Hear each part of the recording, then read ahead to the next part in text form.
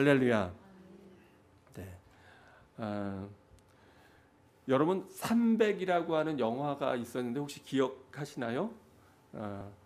페르시아 전쟁에 대한 그러한 영화였는데요. 기원전 480년에 있었던 제3차 페르시아 전쟁, 즉 페르시아와 스파르타의 싸움의 그 모티브가 된 그러한 실제로 있었던 것을 각색해서 만든 영화가 300이라고 하는 영화였습니다. 혹시 보신 분들이 있는지 모르겠지만 거기에 보면은 그 당시 페르시아를 통치하던 크세스라고 하는 황제가 엄청나게 많은 대군을 이끌고 이제 그리스를 공격하게 되고요. 그 중에서 이제 스파르타 도시국가였던 스파르타를 공격하게 됩니다. 모든 사람들이 다 그 싸움을 이길 수 없다고 얘기하고 항복하기를 이야기하지만 왕이었던 레오디나스 왕이 300명의 병사들을 데리고 나아가서 그 테르모빌레 협곡에서 싸움을 하는 그러한 영화입니다. 여러분 300명이 그 많은 대군을 이길 수가 있었을까요? 정말 열심히 싸웠지만 결국은 전멸하게 되는 그러한 내용인데 제가 갑자기 설교 말씀을 하면서 이 300명의 군인을 왜 얘기할까요? 네. 오늘 우리가 읽은 본문 말씀이 바로 기드온에 대한 이야기입니다. 우리가 기드온 하면 흔히 생각나는 게 기드온 하면 따라오는 얘기가 뭡니까? 기드온과 300용사. 그래서 기드온과 300명의 이스라엘 사람들이 13만 5천이나 되는 미디안과 아말렉과 또 동쪽의 많은 부족들의 연합군을 크게 무찌른 그러한 전쟁을 우리가 기억하게 될 텐데요. 그런데 기드온이 정말로 그러한 전투에서 이길 수 있을 만큼 그렇게 용감한 사람이었나에 대해서 우리가 한번 이야기해 보려고 합니다. 뭐 기드온의 300용사 그러면 그 내용 자체는 여러분 너무나 잘 아실 텐데요. 오늘은 기드온이라고 하는 그 전쟁을 이끌었던 사사에 대해서 한번 우리가 다시 한번 생각을 해보려고 합니다. 우리가 잘 아는 대로 당시의 배경은 이제 이스라엘 백성들이 하나님의 인도하신 가운데 모세와 여호수아를 통해서 가나안 땅으로 들어오게 되죠. 그리고 하나님께서 하지 말라고 한 것 중에 하나가 있었는데 그게 뭐냐면 우상 숭배를 하지 말라는 거였어요. 그런데 안타깝게도 그 당시에 가나안 사람들이 섬기던 바알과 아세라 신은 농경의 신이었습니다. 그래서 많은 소출을 얻게 된다고 하는 그러한 마음으로, 즉 재산을 많이 증식하고자 하는 마음으로 이스라엘 사람들이 하나님의 말씀을 어기고 그 현지에 있었던 우상들을 섬기게 되죠. 그래서 그때마다 그 우상들을 섬김으로 말미암아 이스라엘에 많은 어려움이 겪게 되는데, 오늘 우리가 읽은 이 본문의 내용에 의하면 바로 그 당시에는 기드온이 있었던 당시에는 미디안이라고 하는 족속이 이스라엘을 억압해서, 그래서 뭐만 곡식만 생기거나 또는 양떼가 늘면 그걸 전부 다 수탈해가는 그런 어려움을 겪을 때입니다. 그래서 오늘 6장 11절에 보면 어떤 상황이냐면 기드온이 이제 미를 타작하는데 뭐라고 되어 있어요? 11절에 보니까 이렇게 되어 있어요. 여호와의 사자가 아비에셀 사람 요아스에게 속한 오브라에 이르러 상수리 나무 아래에 앉으니라. 마침 요아스의 아들 기브온이 미디안 사람에게 알리지 아니하려 하여 미를 타작하는데 어디서 타작했다고요? 포도주 틀에서 타작하더니, 이렇게 되어 있어요. 근데 왜 미를 포도주 틀에서 타작했지? 우리가 조금 이해가 안 되잖아요. 근데 성경을 좀 자세히 보다 보면 거기에 대한 힌트를 얻을 수 있는 게 이사야서 5장 2절에 보면 나옵니다. 이사야서 5장 2절에 보면 하나님이 이스라엘 백성을 돌보시던 것에 대한 표현으로 이렇게 되어 있는데, 표준 세번역본에 보면 이렇게 되어 있습니다. 땅을 일구고 돌을 골라내고 거기 좋은 포도나무를 심었네. 그 한가운데 망대를 세우고 거기에 포도주 짜는 곳도 파놓고 좋은 포도가 맺기를 기다렸는데, 근데 거기에 보면은 제가 밑줄을 그어놨는데 어떻게 되어 있어요? 거기에 포도주 짜는 곳을 뭐 했다고요? 파놓았다. 아마도 그 당시에 풍습으로는 이제 포도를 수확해서 이 포도를 압축하면 그러면 포도 액이 생기잖아요.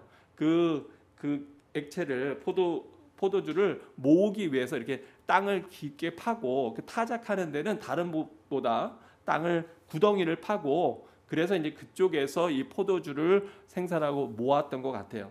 그래서 아까 본문으로 다시 돌아가면 무슨 얘기냐면 보통 밀을 타작할 때는 넓은 평원에서 타작하지 않습니까? 사람들이 잘 보이죠. 그러면 그걸 보고 미디안 사람들이 와서 그걸 또 수탈해 갈까봐 뺏어갈까봐 무서워서 두려워서 그것을 뺏기지 않으려고 구덩이 같이 이렇게 움푹 들어간 포도주를 짜는 그러한 곳에 들어가서 몰래 그 밀들을 거기다 옮겨다가 조용히 타작하고 있었다고 하는 거예요. 이걸 보면 기드온이 우리가 생각할 때 뭐 수많은 사람들을 수많은 적군들을 향해서 그냥 달려가서 싸우는 그러한 용감한 사람이라기보다는 사실은 기드온도 굉장히 당시의 상황에 대해서 두려움이 많고 염려가 많았던 사람이라고 하는 걸 우리가 볼 수가 있죠.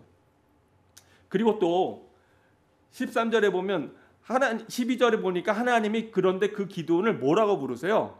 큰 용사요라고 기드온을 이야기합니다. 12절에 보면. 그런데 13절에 보니까 기드온이 거기에 대해서 항변해요. 하나님께서 우리와 함께 계시면 어떻게 이러한 일이 생길 수 있습니까? 이 모든 일들이 어떻게 일어납니까? 우리 조상들이 이야기를 들어보면 하나님께서 지금까지 우리를 인도하기 위해서 많은 이적을 베푸시고 또 우리와 함께 하셨다고 하는데 그 모든 일들은 대체 다 어떻게 된 겁니까? 지금은 하나님께서 우리를 버리셔서 미디안 손에서 우리가 이렇게 고통당하고 있는 것 아닙니까? 라고 하는 기드온의 항변을 볼 수가 있어요. 여러분 혹시 인생에서 어떠한 절박한 위기나 어려움에 처할 때 여러분 이런 답답한 심정을 하나님 앞에 토로해 보신 적이 있으십니까? 과거에는 영광스러웠는데 그 수많은 대적들을 물리치고 모세와 여호수아의 인도하심을 따라서 그래서 가나안 땅에 들어와서 이제는 모든 것이 다 잘 될 거라고 이렇게 생각했는데 자기들의 죄는 돌아보지 않고 하나님 앞에 하나님을 원망하는 거죠. 하나님, 예전에 하나님이 애굽에서 일으키셨던 그 수많은 기적들, 홍해가 가로막혀 있을 때 바다를 가르쳤던 그 놀라운 이적들, 광야에서 만나와 메추라기로 우리를 먹이셨던 그 이적들은 대체 다 어디 있다는 겁니까? 왜 지금은 우리가 이런 어려움을 겪고 있습니까?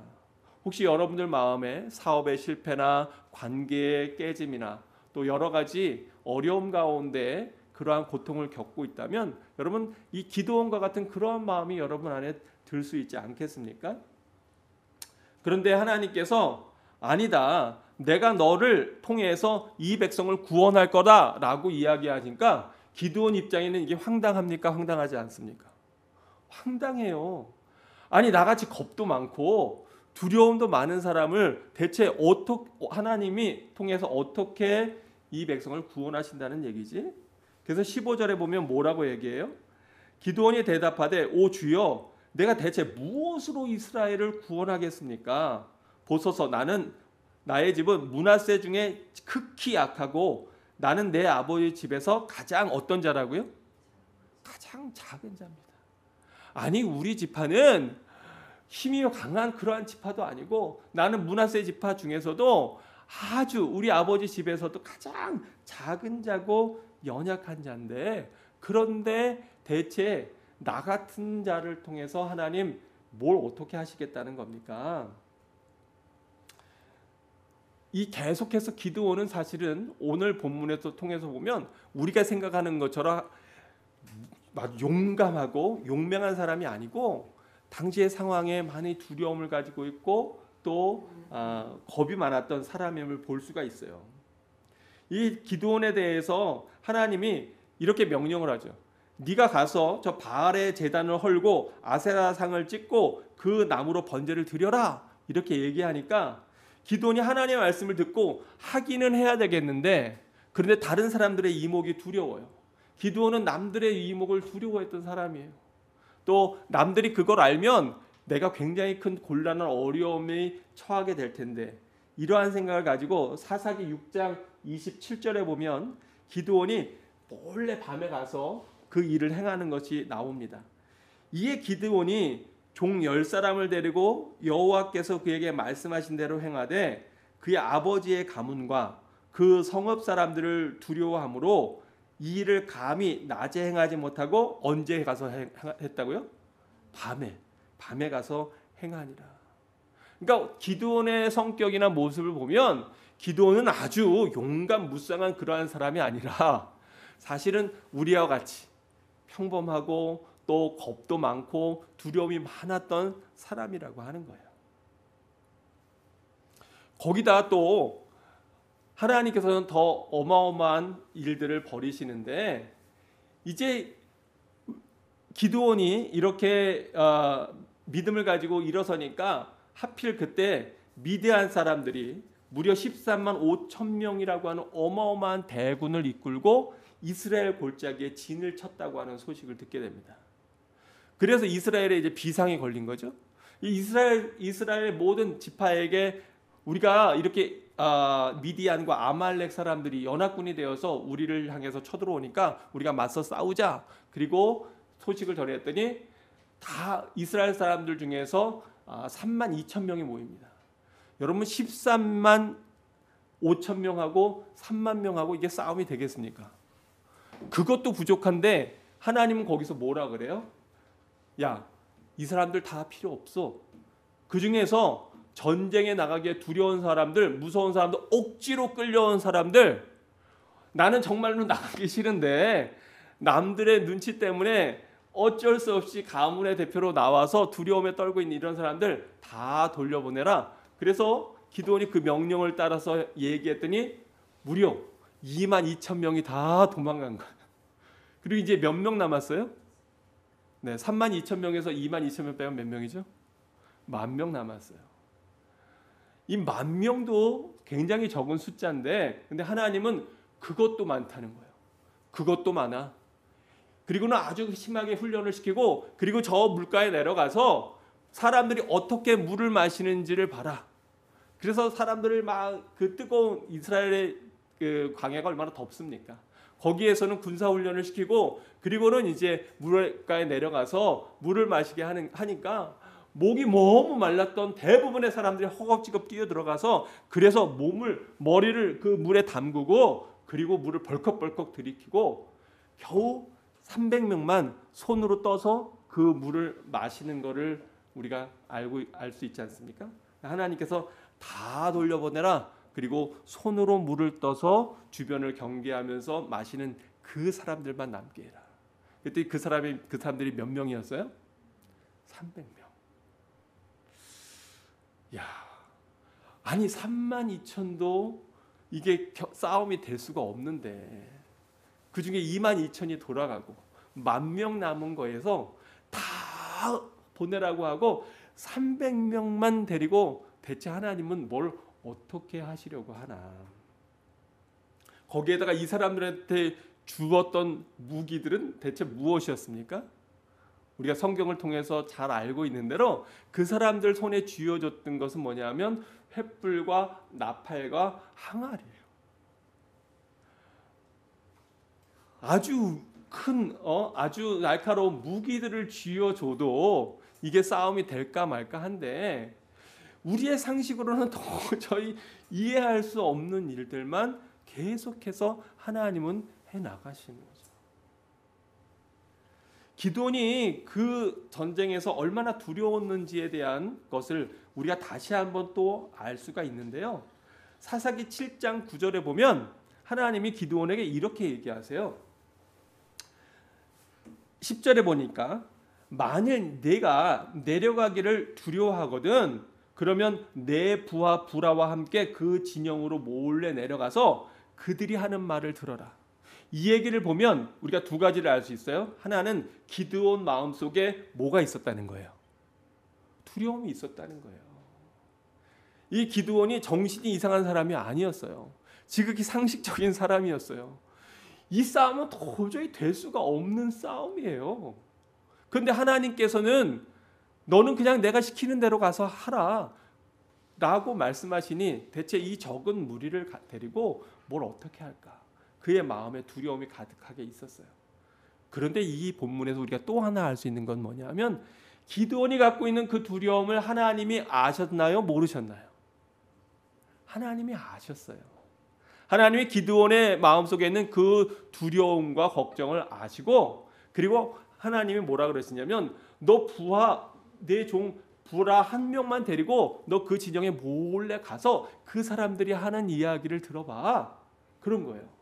그래서 밤에 갔더니 그 병사가 둘이서 모여 앉아서 얘기하는데 내가 지난밤에 꿈자리가 사나웠는데 저 이스라엘의 기드온이라고 하는 사람이 이스라엘 사람들을 이끌고 와서 우리를 다 전멸시키는 그런 꿈을 꿨어. 그리고 그런 얘기를 듣는 거예요. 그리고 기드온 마음속에 확신이 든 거죠. 누가 함께 하시는구나? 하나님이 함께 하신다. 하나님이 함께 하신다.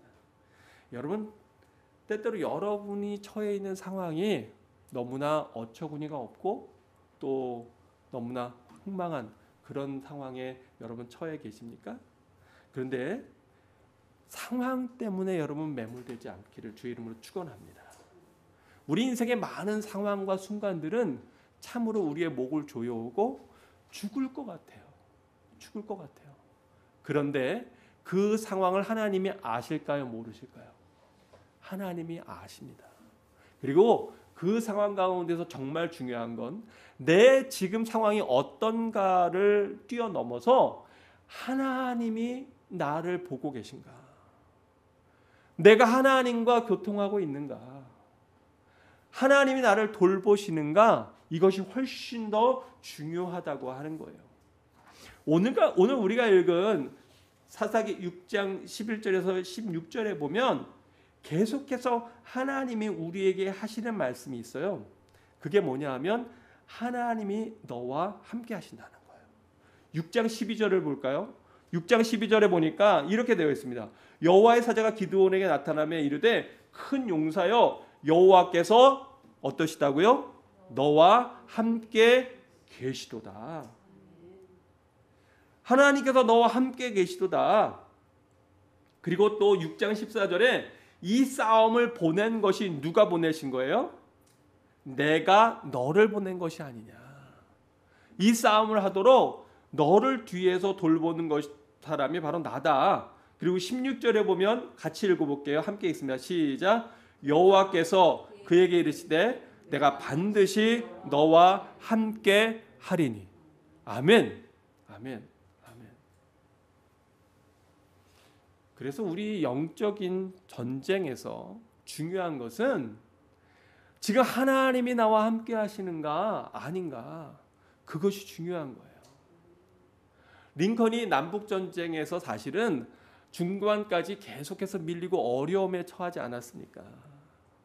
그때 그의 참모들이 링컨에게 그렇게 요청했다 그러죠. 대통령 카카, 하나님이 우리와 함께 하시기를 기도해 주시기 바랍니다. 그렇게 얘기했어요. 그때 링컨이 뭐라고 이야기하죠? 아니요, 나는 내가 하나님 편이기를 기도합니다. 사랑하는 성도 여러분, 여러분은 지금 누구 편입니까? 우리는 어떤 일들을 처할 때 하나님 저를 도와주세요. 하나님 저를 붙잡아 주세요. 그리고 하나님 앞에 도움을 간구합니다. 근데 중요한 건 뭐냐면 하나님이 나와 함께 하시는 것. 그런데 그것을 다른 말로 얘기하면 하나님의 뜻을 꺾어서 하나님을 억지로 나와 함께 동행하게 하는 것이 아니라 누가 하나님과 동행할 때? 내가 하나님과 동행할 때. 그때 하나님 나와 함께 하시는 거예요. 사랑하는 성도 여러분, 여러분 지금 하나님과 함께 동행하고 계십니까? 정말로 여러분이 지금 하나님과 함께 이 땅에서의 인생의 길을 걷고 계십니까? 만약 여러분이 하나님과 함께 걷고 있는 길이 아니라면 그 길은 너무나 위험한 길입니다. 다시 한번 하나님 앞에 돌아가야 될 것입니다. 이렇게 겁도 많고 두려움 많은 기드온을 왜 하나님은 택하셨을까? 오늘 우리가 읽은 본문에서 우리가 깨달을 수 있는 것 하나는 기드온이 두려움도 많고 겁도 많았지만 그러나 기드온이 잘한 게 있어요. 그게 뭐냐면 순종하는 거였어요. 하나님이 시키시는 대로 순종한 거였어요. 하나님이 가서 저 바알 제단을 헐고 아세라 상을 찍고 그리고 그 찍은 나무들로 번제를 드려라 라고 할 때 그건 굉장히 위험천만한 일이었어요. 기드온의 마음속에 두려움이 없었던 게 아닙니다. 저 엄청나게 많은 미디안 군사들을 향해서 전쟁을 벌여라 라고 할 때 두려운 마음이 없었던 게 아닙니다. 그런데 그 기드온이 큰 용사일 수 있었던 것은 기드온이 칼을 아주 잘 쓰고 활을 잘 쓰고 창을 잘 쓰는 전쟁에 능한 그러한 군인이었기 때문이 아니라 그는 하나님이 명령하시면 하나님이 말씀하시면 일단 어거지로라도 내가 너무 두려워서 무서울지라도 하기는 해요, 안 해요? 네, 하기는 하는 거예요. 그래서 여러분, 하나님께서 기뻐하시고 하나님께서 좋아하시는 것이 뭐예요? 순종이 제사보다 낫다. 부모가 자식에게 참 속이 상할 때가 언제냐면 그 자식이 아무리 똑똑하고 공부도 잘하고 뭐 좋은 직장에 취직하고 돈을 많이 번다고 하더라도 부모의 말씀에 순종하지 않고 거역하면 그 자식은 불효자라고 우리가 얘기합니다. 왜요? 부모의 마음을 아프게 하기 때문에 그래요.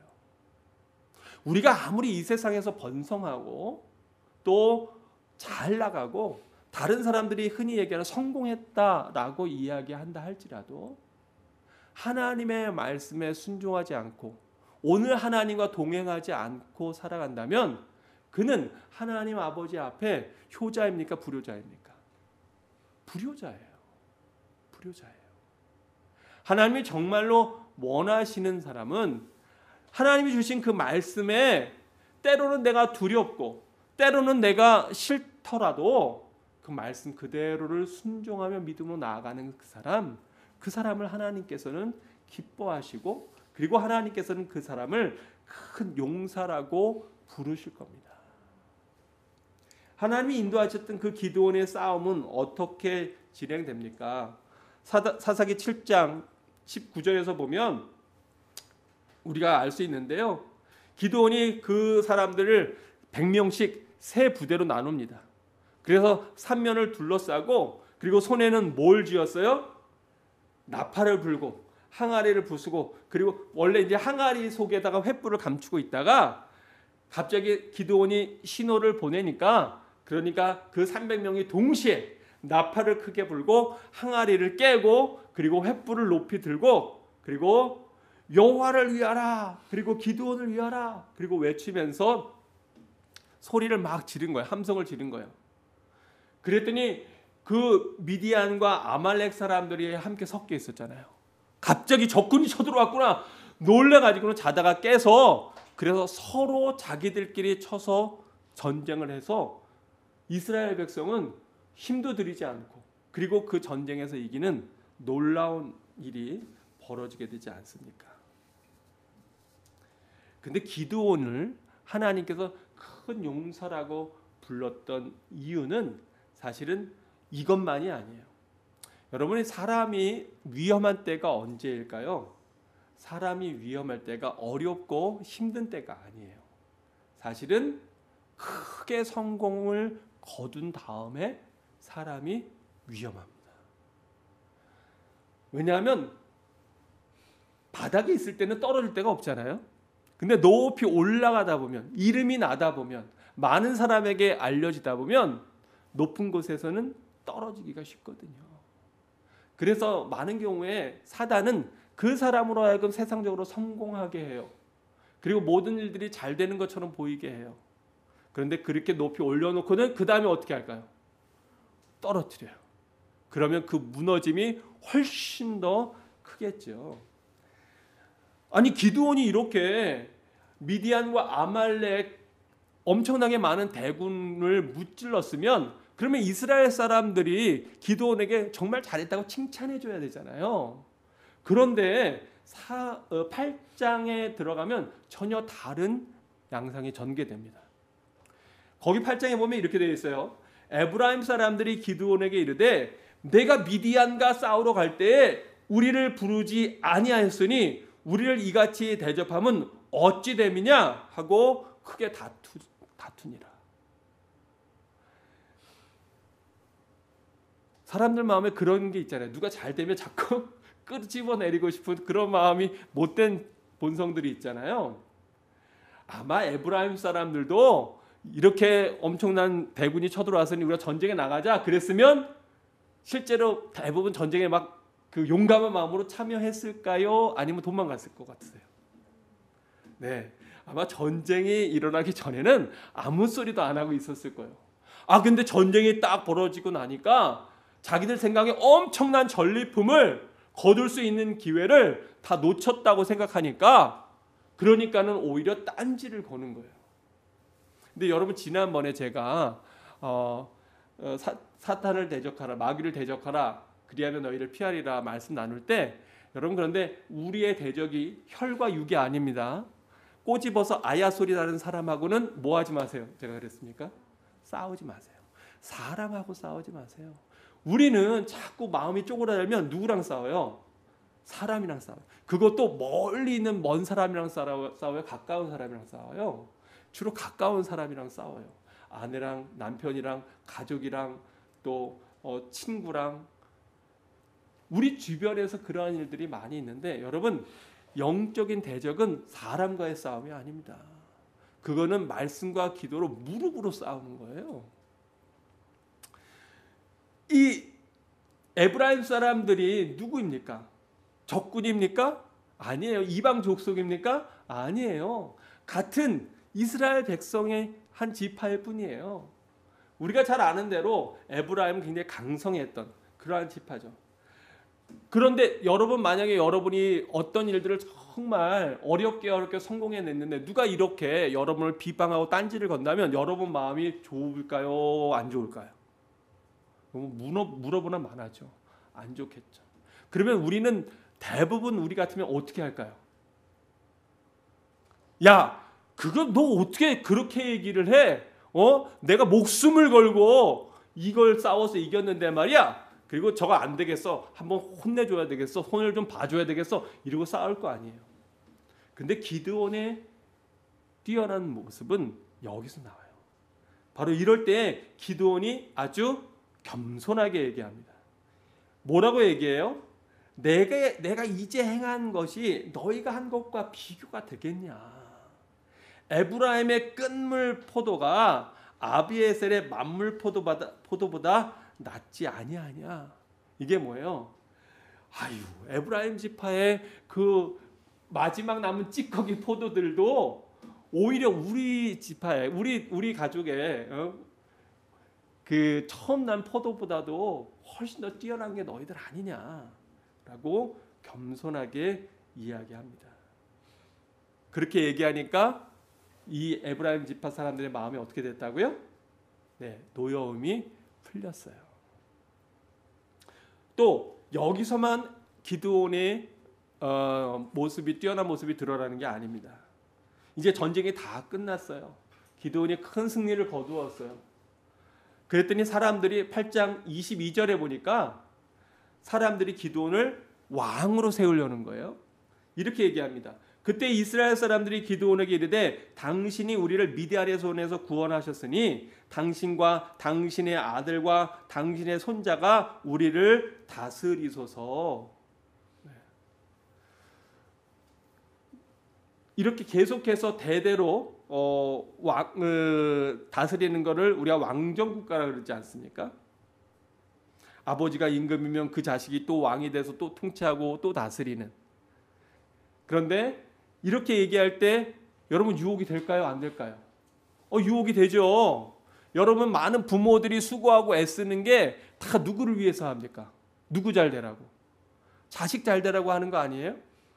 여러분들이 애쓰고 수고해서 돈을 벌고 또 환경을 좋게 하려고 하는 것이 다 내 자녀들, 내 자식들 잘 되라고, 내 자식 좀 더 편하게 살았으면 하는 마음으로 우리가 수고하니 이렇게 된다면 내 자손들이 계속해서 왕위를 이어가고 이스라엘을 통치하는 지도자가 될 텐데 얼마나 좋습니까? 그런데 기드온은 분명하게 알았어요. 이 전쟁은 누가 함께 하셔서 이긴 전쟁이에요? 하나님, 여호와 하나님께서 함께 하셨기 때문에 이긴 전쟁이에요. 내가 그 전쟁에서 한 것은 사실 굉장히 작은 부분이에요. 그래서 기드온이 이렇게 얘기하죠. 기드온이 그들에게 이르되 내가 너희를 다스리지 아니하겠고 나의 아들도 너희를 다스리지 아니할 것이요. 누가 너희를 다스린다고요? 여호와께서 너희를 다스리시리라. 아멘. 아멘. 하나님께서는 이 두려움 많았던 기드온을 큰 용사라고 그렇게 부르십니다. 사랑하는 성도 여러분, 여러분의 모습은 지금 어떻습니까? 혹시 여러분이 이 세상의 많은 변화에 대해서 두려움에 떨고 계십니까? 또 여러분은 여러분 집안에서 가장 작은 자입니까?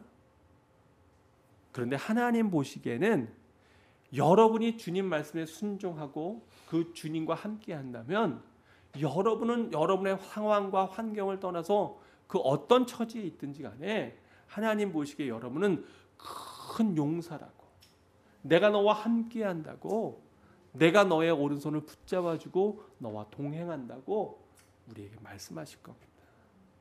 사실 성경에 많은 인물들이 그렇습니다. 여러분, 예수님의 이 땅에서의 삶을 돌아보십시오. 예수님의 삶이 이 땅에서의 흔히 얘기하는 성공이라고 하는 관점에서 보면 예수님은 전혀 그러지 못한 것처럼 보였습니다. 그런데 바로 그 예수 그리스도 육신의 몸으로 이 땅에 오신 그 하나님께서 바로 십자가에서 죽으심으로 온 인류를 구원했던 것처럼 바로 내가 지금 처해 있는 상황, 내가 지금 서 있는 곳이 고통과 어려움과 질병과 가난과 고난의 연속 가운데 있다 할지라도 여러분이 하나님과 함께 하시면, 하나님 손에 붙들리면 여러분은 하나님 보시기에 큰 용사로서 믿음의 길을 걸어가고 있다고 하는 겁니다. 사랑하는 성도 여러분, 바로 기드온이 두려움 가운데서도 하나님의 말씀을 순종했던 것처럼 이번 한 주간도 여러분 가운데 사단의 유혹이 또 세상의 두려움들이 다가올 것입니다. 그때 세상의 이야기에 흔들리지 아니하고 오직 주님만 붙잡고 믿음으로 하나님 말씀대로 순종하며 담대함으로 나아가서 믿음의 용사라고, 큰 용사라고 하나님 앞에 말씀을 듣는 그러한 여러분 모두가 되시기를 주의 이름으로 축원합니다. 기도하겠습니다. 우리 이 시간 오늘 말씀을 기억하면서 함께 기도하는 시간 갖기 원합니다.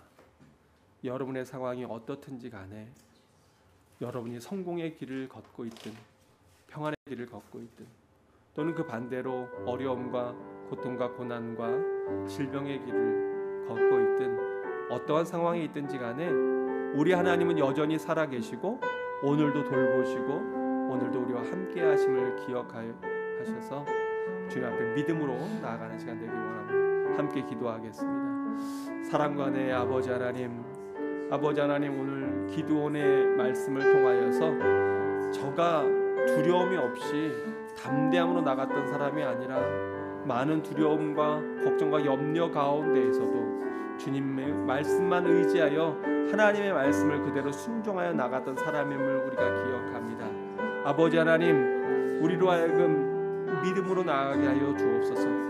또 우리가 성공의 길에 있다고 할지라도 자만하지 않게 하옵소서. 사람과 싸우지 않게 하시고 아버지, 오히려 겸손함으로 낮아짐으로 사람을 얻는 사람들 되게 하여 주옵소서. 우리의 힘과 우리의 능력이 아니라 하나님의 돌보심과 하나님의 인도하심으로 살아간다고 하는 고백을 전하게 하시고 많은 사람들에게 그리스도의 향기와 그리스도의 편지로 드러나서 하나님의 인도하심을 따라가는 저희들 되게 도와주시옵소서.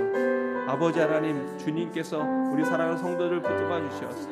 어떠한 상황과 어떠한 환경 가운데 있든지 믿음으로 이겨내게 하여 주시고 오늘 말씀을 듣는 자들이 더욱더 겸손하게 하여 주옵소서. 아버지, 성공 이후에 교만해지지 않도록 도와주옵소서. 낮아진 모습으로 겸손하게 주님 앞에 나아가게 하옵소서. 우리 주님의 돌보심, 하나님의 인도하신 가운데 믿음으로 서게 하여 주옵소서.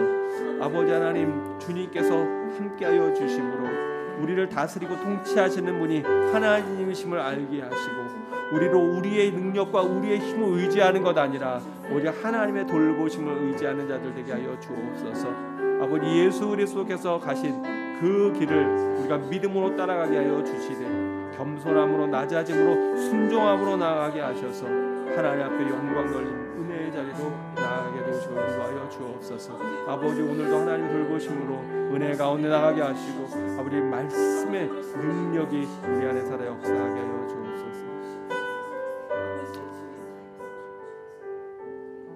살아계신 아버지 하나님, 오늘도 말씀을 통하여 우리로 다시 한번 하나님 바라보게 하시니 감사합니다. 아버지 하나님, 세상의 이야기들을 들을 때 때때로 우리 마음속에 걱정과 염려와 근심이 찾아듦을 고백합니다. 그러나 우리의 마음에 걱정, 근심, 염려까지도 다 아시는 하나님, 하나님께서 하늘의 은혜를 허락하여 주시옵소서. 아버지 하나님, 고통 가운데 있는 영혼들에게 주님께서 친히 어루만지시고 믿음으로 일어서게 인도하여 주옵소서. 실패와 절망 가운데 있는 심령들이 있다면 주님 은혜 가운데 회복되게 하옵소서. 아버지 하나님, 오늘 말씀을 통하여 어두운 우리의 눈이 열려서 오늘도 함께 하시는 하나님을 바라보기를 원합니다. 아버지 하나님, 우리의 귀가 열려서 주의 인도하심과 주의 음성과 주의 말씀을 듣는 저희들에게 이끌어 주옵소서. 아버지 하나님, 우리의 마음이 열려서 주의 어려움 겪고 있는 이웃들에게 그리스도의 사랑으로 베풀고 나누는 그러한 저희가 되게 인도하옵소서. 아버지, 우리의 입술이 열려서 주를 찬양하고 하나님의 은혜를 고백하는 저희들 모두가 되게 하여 주옵소서. 오늘 말씀을 듣고 또한 아버지 세상으로 나아갈 때 하나님 말씀대로 믿음으로 순종하게 하셔서 두려움 가운데 있을지라도 그 두려움을 이기고 하나님 말씀대로 죄와 맞서 싸워 승리함으로 주 앞에 기쁨 드리는 자녀들 다 되게 인도하옵소서. 감사하며 예수님의 이름으로 기도합니다. 아멘.